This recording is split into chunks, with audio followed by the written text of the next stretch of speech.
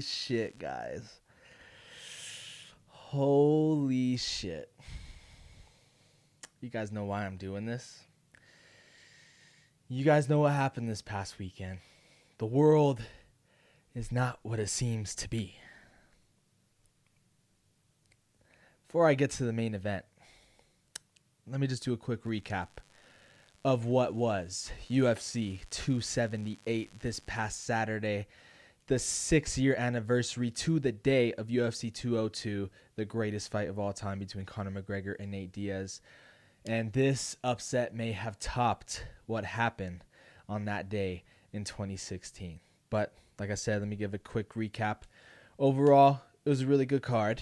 You know, the main big fights that had really big implications on the night were Merab Dvalishvili versus Jose Aldo. And, you know, Aldo, he's won 3 in a row at bantamweight, defeating Fabrant, a.k.a. Rob Font, Pedro Munoz, and Marlon Chito Vera. And this was a big step up in competition for Aldo. It could have possibly got him closer to a title shot had he won. But Merab is that up-and-comer. He's that up-and-comer that really is trying to make a name for himself in this division. And beating a guy like Aldo is truly a great way to make a splash in the bantamweight division. He did, but he did it in a way that wasn't that impressive, that wasn't that appealing to the casuals. But he did it his way. Merab fought his fight being the wrestler that he is. But the biggest story out of that fight is after, when Merab was on the microphone, and he has quite the conundrum because he has to fight, or he doesn't have to fight, but he's in the same weight class as the champion Aljamain Sterling, who is also really good friends and training partners with Merab. And Joe asked about a potential matchup between the two, and he just kind of brushed it to the side. And albeit his English isn't that good, but still, it just didn't make a good impression, you know. It just didn't make a good impression for me. The only way I think he'll ever fight for the belt is if Aljo loses the belt. So we'll see what happens there. I feel like bantamweight is kind of a mess, but the title fight in October really should clear things up. Co-main event, Rockhold Costa. That was probably the fight I was looking forward to most. A traditional co-main event that was 3 rounds. Not a title fight, not a 5-round fight, a traditional 3-round co-main event. And the narrative going into this fight is how Luke Rockhold will deal with being off for 3 years. His last fight was against Jan Blachowicz, UFC 239, July 6, 2019. Hasn't fought since then. And he's not fighting no bum. He's fighting the number 6 ranked guy in the middleweight division who fought Israel Adesanya and Marvin Vettori, former title challenger. How is he going to do? Is he going to be able to break the stigma of being a glass jaw, having a weak chin? And in my eyes, he did. Paulo Costa came in the best shape of his life. He had the best weight cut of his life. That was another huge question going into this fight is, what is the weight cut going to be like for Costa? Is he going to come in too heavy? Is he going to miss weight? Are they going to have to fight at a catch weight? All those questions were answered, and we got an amazing fight. It was a unanimous decision victory for Costa, but it was a competitive unanimous decision. And you don't get those very often. When you get 30-27s across all 3 judges' scorecards, it's true utter domination. But Luke had his moments. He really did. His question mark kicks are the best in the game. He landed some really great body kicks, 4 in a row on Costa. He also landed some outstanding left hooks, check right hooks as well. But the left hooks that he landed were like left hooks straight out of a movie. I mean, he told Costa, "Fuck you," and then bam, right to the dome. And it wobbled Costa. It wobbled him. That was in the third.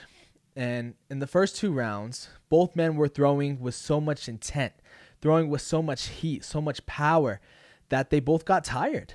They both couldn't keep up with the pace that they were pushing on each other.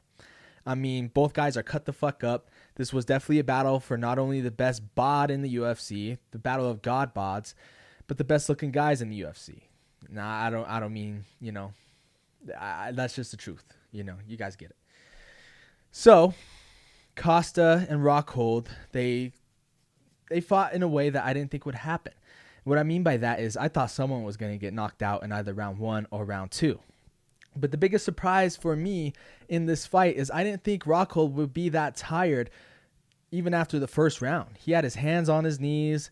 He just looked gassed. I had no clue that Rockhold was going to gas like that because that's not in his MO. That's not his personality as a fighter.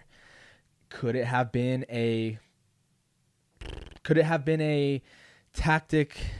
Could it have been a game plan? Could it have been a tactic? Maybe, because like I said, you look in that third round when he lands those left hooks, he wobbled Costa. And then he shot an inadvertent takedown that he did not need to. He was rocking Costa to the point where he was 1 or 2 clean shots away from being done and shoots that takedown. And it just cements the round for Costa because he did quite a bit of damage on top, even getting his back. But what I think everyone will remember most about that fight was this right here, where Luke Rockhold smeared his blood on Paulo Costa. I mean, I've been watching UFC for 15 years. That is something I never thought I would ever see. But hey, it's blood. It's MMA. It's fighting. It don't get no better than that. Luke was so emotional after the fight. He contemplated retirement and took off his gloves. He basically gave us the notion that he was going to retire, but I don't think he is. That is the heat of the moment decision. Maybe he takes a few days off, then goes back and visits everything, but still, who knows what is going to happen with Luke. I mean, I don't think he's retiring. I think, again, it was just in the moment. It was in the moment decision, and I don't think he's retiring. But if he did, he's had one hell of a career. You know, UFC middleweight champion, Strikeforce middleweight champion. That guy is definitely a slam dunk first ballot Hall of Famer for sure. Rockhold could potentially exit stage right, but in the meantime, Paulo Costa will continue his middleweight ascent. Main event time. The reason why you're watching this video. Kamaru Usman, Leon Edwards, the rematch from 2015, UFC on Fox. You know, I said in my predictions for this fight, you cannot count that first fight because they were both extremely young. They were both green like fresh baby shit. They could not be any more greener. You cannot count it because Usman was strictly a wrestler and Leon had no clue how to wrestle. So this was a whole new fight. And Leon actually won the first round. He took down Kamaru Usman. He was the first guy to take down Kamaru Usman in the UFC. Not only did he take him down, he got full mount. Not only did he get full mount, Kamaru Usman gave him his back, and Leon definitely took that first round. And I thought, wow, okay, we could be looking at a new champ if Leon could keep this up. He really did do what he said he was going to do, and that is up his wrestling game. I thought if Leon could keep this up for 4 more rounds, we're going to have a new champ. But like the GOAT, not the GOAT, but like the pound for pound best does, Kamaru Usman, he got that round back, landed more shots, excruciating body shots. He went to the body almost like a boxer would do. Landed the bigger punches, even took Leon down at the end of the round, and that takedown came super, super easy. After that, it was off to the races for Kamaru. He got that win back. He got that round back. And then won round 3, won round 4 by just doing what Kamaru Usman does. He wasn't beating the shit out of Leon, but he was putting that Kamaru Usman pace that so many fighters welt under because it's so suffocating, because Kamaru Usman's wrestling is second to none. He's a Division II national champion, and that is nothing to yawn about, you guys. He is a premier top-of-the-line wrestler, and he proved it against Leon.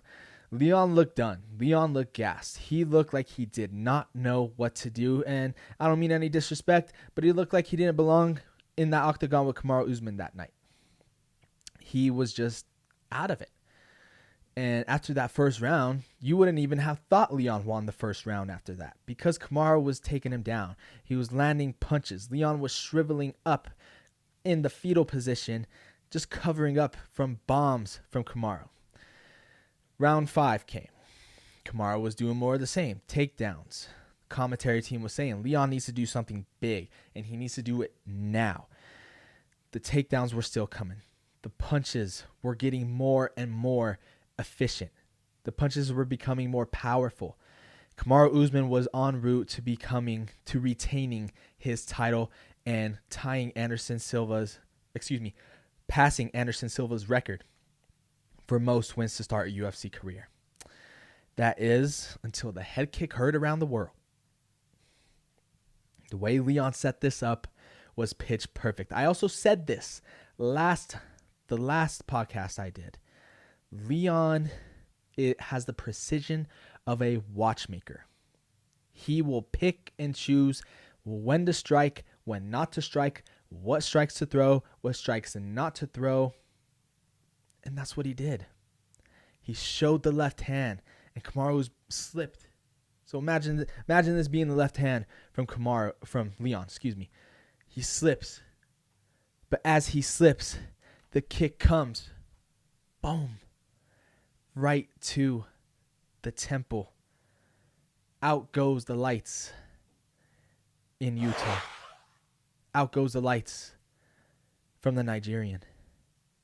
Courtesy of the Brit/Jamaican. I was so certain that Kamaru Usman was going to win this fight.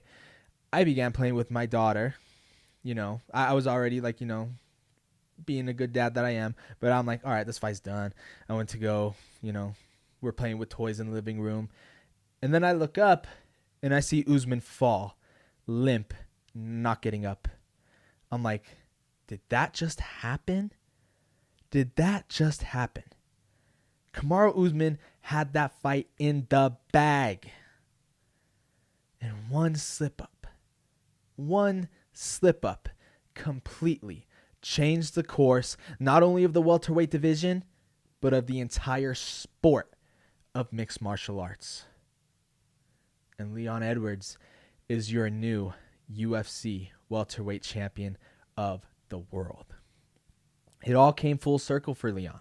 The string of bad luck that this guy has, from scheduled to fight Tyron Woodley to being canceled by a global fucking pandemic, to being scheduled to fight Khamzat Chimaev 3 times for all those fights to fall apart, to fight Bilal Muhammad, his first fight in 2 years at that point, for it to be a no contest because of an inadvertent eye poke, to fighting Nate Diaz. But the stigma of that fight, the narrative of that fight, is that Nate Diaz hurt him at the very end of the fight and Leon almost lost. But it's so crazy how this all came full circle, because now Kamaru Usman got relaxed, like how Leon did in that Nate Diaz fight. He got relaxed, but Leon made Kamaru pay the ultimate price, whereas Leon escaped that Nate Diaz fight by the skin of his teeth. The post-fight celebration, the post-fight speech, absolutely perfect. Made me want to cry because, yeah, Leon's from the gutter. And if there's any man that deserves this title, it's him. And, they play the Rocky music in the arena after. Absolutely fitting. He FaceTimed his mom after the fight. Again, just tons of tear-jerking moments that just make you so happy for Leon. Let's not forget, this is the guy that got 3 pieced in soda by Jorge Masvidal to knocking out the pound-for-pound greatest fighter of all time. But I had a feeling, and this is why I'm the greatest UFC analyst in the world. I had a feeling Leon was going to win. But the moment I opened my mouth, I jinxed shit. Like I did with Juliana Pena, Rose Namajunas, Conor McGregor, Jorge Masvidal. I jinxed shit. So I put it out in the universe that Kamaru Usman is going to win, retain his title fairly easy. But externally, I know Leon's going to win. And that's exactly what happened. That is exactly what happened. And this is what the sport needed. Kamaru Usman got extremely humbled. Because in my mind, I thought he was kind of being really cocky ahead of this fight. Wearing the suits with no shirt underneath. Sure, when you have a body like that, you could dress like that. Wearing the suits with no shirt underneath. Wearing all the chains, the watches, the bracelets. Driving the fancy cars. Headlining Utah's first pay-per-view. Of course you're going to be feeling yourself. But he got humbled like that. And I guess the part that is extremely crazy about all this, sure, they're going to run it back. They are guaranteed to run it back. Kamaru Usman defended his title numerous amounts of times for a trilogy fight to be warranted. That third fight is going to be boring as shit, though, because I think Usman will wrestle his ass off because he knows he cannot stand with Leon, or else he'll be looking up at the lights again. But the part that amazes me about all this is that Leon took Kamaru down, which is something Colby Covington, probably one of the greatest wrestlers in that division, could not do. Leon Edwards knocked out Jorge Masvidal. Leon Edwards knocked out Kamaru Usman. It's been a long weekend, guys. Bear with me. Leon Edwards knocked out Kamaru Usman, which is something that Jorge Masvidal couldn't do. Let that sink in. Leon Edwards did what Colby Covington couldn't do, and he did what Jorge Masvidal could not do. Put some respect on Leon Edwards' name.